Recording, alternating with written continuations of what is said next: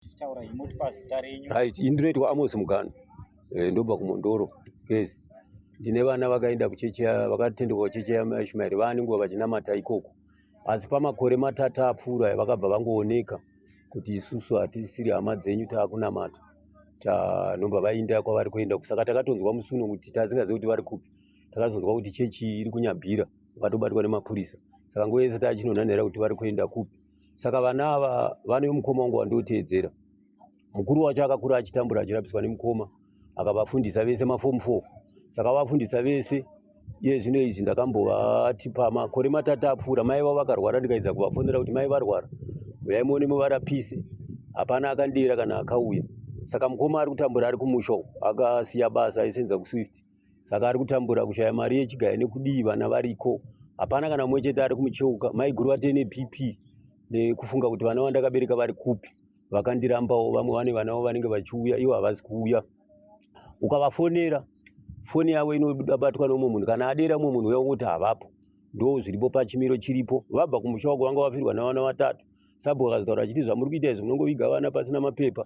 Zvavarwadzai vakabva vangoinda tamboviga mumwe kuFeatherstone. Saka nanhasi vana ava hativazivi. Mumwe akatouya pano pakoti ndikamuona haana kutikwazisa. Tisu vabereki vavo ndikumbira kuna Ishmael kuti aiwa kunamata kunzarwo. Bhaibheri kuna Deuteronomy 14 inotaura chiti kudza baba vako namai vako. Ita kuti vanhu varamba vachiyana nehama dzavo. Vana ava vakafa vaviga hakuna zvakadaro uchiga usina vabereki vavo. Vanhu ngavaramba vachifambidzana. Isi tinonamata chechi yaJohani Masowe ini yeSabata. Johani akauya achitiyo musarasana nevabereki. Ndozvaakauya nazvo. Kana muda kudzidza zvaManuel ngavaende kuHetcliffe kuna St Patrick. Ndokune vanhu vakasiyiwa nababa Johani vanoziva kufamba kwavo nezvaakauya nazvo. Regai kunamata muchipisa zita raJohani. Ndozvandokumbira usununguro vana vavo vachiona vabereki vavo.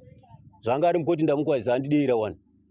Saka ivo vana vedu ngavapote vachitikwazisa vachibvunza kuti vana baba mamuka sei kwakadii. Saka hazvina kunaka. Nomumwe wachona muri ari kweko muroora wangu. Baba hama dzake dzarwara akafonwa hakuna kuuya. Saka ndikumbiro ndakamboedza kuvatsanangura zvaJohani vana havasi kunzwisisa.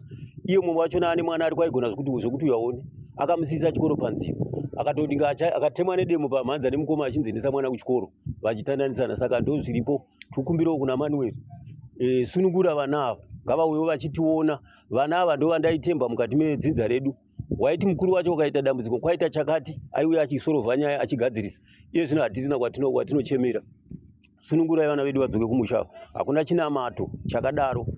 Vemamachechi tokumbirawo vadzidzise murume uyu kuti chinonzi kunamata chii hakusi kundarasa vabereki.